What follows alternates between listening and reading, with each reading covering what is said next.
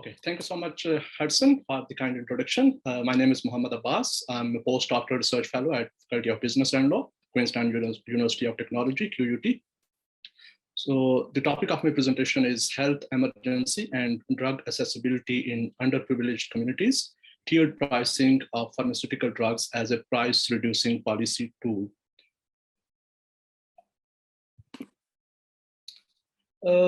Presentation overview. In this presentation, I will touch upon the following themes: the COVID crisis and the issue of access to medicines or access to vaccines, tiered or differential pricing, benefits of tiered pricing, what is parallel importation of cheaper drugs, price reducing role of parallel importation, legality of parallel importation, and limitations of tiered pricing.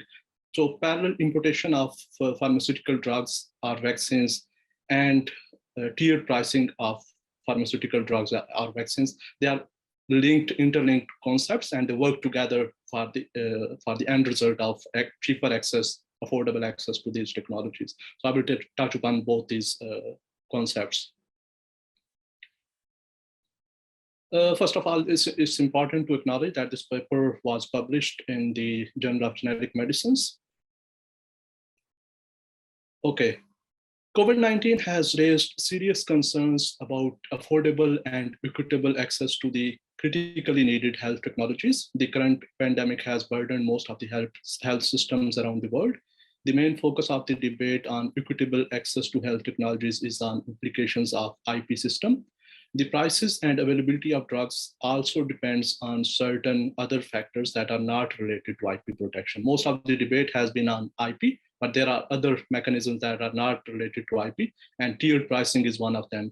Differential pricing is one such mechanism that cannot be explained in terms of intellectual property protection or the R&D cost or production cost of the pharmaceutical drugs and health technologies.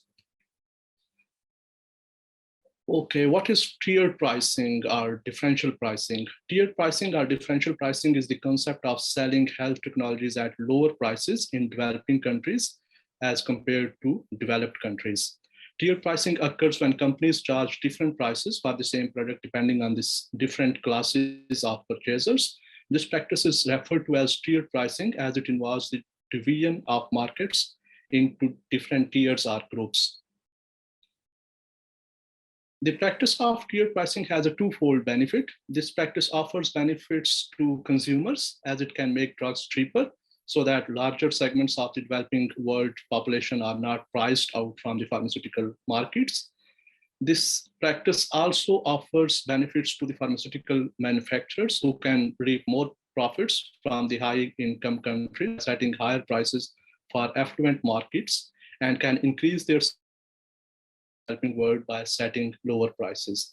So this is a rational approach for the brand corporations to price their patented or protected products in a differential way, in tiers. Otherwise, they will not get any profits from the developed world if the entire population is priced out of the market. So it's beneficial both for the consumers and for the sellers, for the pharmaceutical corporations. Tiered pricing can improve access to medicines without compromising incentives for innovation, because you are setting higher prices in high income countries, so you can recoup your investments into R&D, and without compromising incentives for innovation, you can adopt this strategy. What is parallel importation? Parallel trade or parallel importation in the pharmaceutical industry refers to the practice of legally importing a legitimately manufactured drug without the authorization of the pharmaceutical patent holder. It's an exception because normally, according to the definition of the patent holder enjoys all the holds control over the manufacturing, selling, offer for sale, importation. The patent holder has exclusive control on all these activities.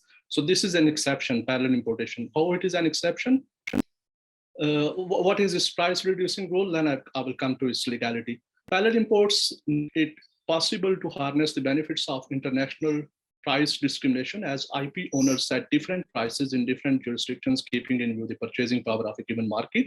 By using this flexibility, countries may purchase drugs from a cheaper source outside the country, import them into the domestic market, and place them in direct competition with the patent holder at a much lower price. The use of parallel importation seems to be a safer option because the member states are not obligated to prove the existence of a certain medical emergency for using this flexibility. This doesn't apply to other flexibilities like compulsory licensing. You have to make your case for a compulsory license. For parallel importation, in normal circumstances, when there is no health emergency, even then you can go for this option or this strategy. And number two, the use of parallel importation is also a safe option in terms of product quality and technical standards, as the original product is imported and resold. There is no risk of counterfeiting or unsafe products or low quality products, which is often considered as a concern in case of compulsory licensing, because when you are compulsorily dissolving a patent, you are allowing a generic manufacturer to reverse engineer that product and to make its copies. And sometimes the brand name pharmaceutical corporations, they argue that the consumers get low quality products, unsafe products, because the generic manufacturers, they don't compete in terms of quality of the products with the brand name pharmaceutical companies. But in case of parallel importation, this is their product, not a copy, not a counterfeit. It's their product being reintroduced in the market through using the legal flexibility provided under the TRIPS agreement. I will come how this is a legal flexibility. Legality of parallel importation. Patents are private exclusive rights which allow patent holders to control whether or not and on what terms the protected items can be manufactured, used, sold, and distributed by third parties. The legal doctrine of exhaustion provides legality to the practice of parallel importation.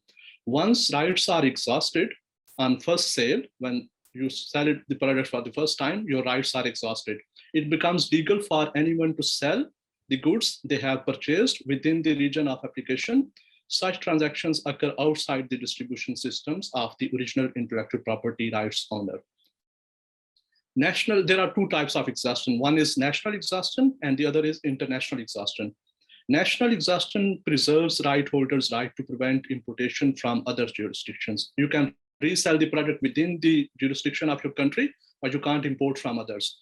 The other concept is international exhaustion of rights, which allows parallel importation from other jurisdictions. So to use this flexibility, the countries need to adopt international exhaustion of rights in order to import from other jurisdictions from cheaper sources.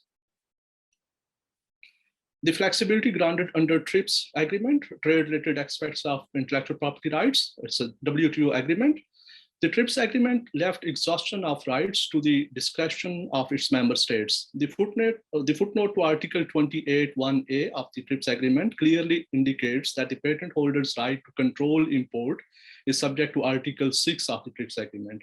Article 6 of the TRIPS agreement mentions exhaustion, but leaves it unregulated. Nothing in this agreement shall be used to address the issue of the exhaustion of intellectual property rights. So the member states have clear flexibility of freedom or policy space to adopt either no exhaustion, national exhaustion, or international exhaustion. It's up to them. TRIPS agreement doesn't impose anything on them. By not imposing any specific conditions, the TRIPS agreement recognizes the right of the member states to determine the exhaustion regime according to their domestic needs. Limitations of tiered pricing. Now I will come back to the concept of tiered pricing, which is linked with the parallel importation. Tiered pricing apparently looks like a win-win situation, but it has certain limitations which deserve attention of policymakers. Pharmaceutical companies normally do not tolerate the sale of their low-priced medicines in high-income markets. Although legally, once after first sale, they don't have the legal right, but they use tactics to discourage this practice. The lack of transparency on price setting has been an issue. National governments and civil society organizations have few means to hold pharmaceutical companies accountable for their pricing decisions. As there is no global pricing framework or mandatory international standards to strike a balance between equitable access and fair profits, the exercise of price discrimination depends on the optional goodwill of pharmaceutical corporations. let me conclude this. Tiered pricing has the potential to alleviate some of the financial burdens of the COVID-19 pandemic by improving access to cheaper medicines. The global community should use the impetus of the current pandemic to negotiate a global framework for responsible and sustainable pricing of innovative health technologies in order to address the long-standing problem of lack of transparency. Drug and vaccine manufacturing corporations may be required to disclose information about R&D costs, any public or philanthropic funding, and the real marginal cost of production.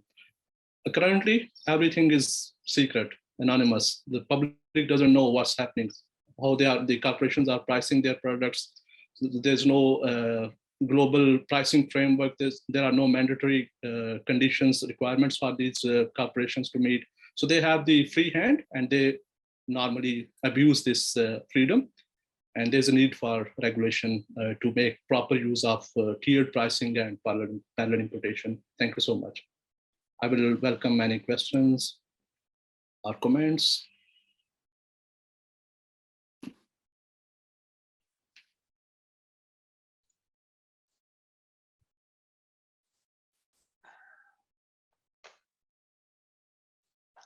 Thank you very much, Muhammad. Does anybody have any questions? We do have a few minutes.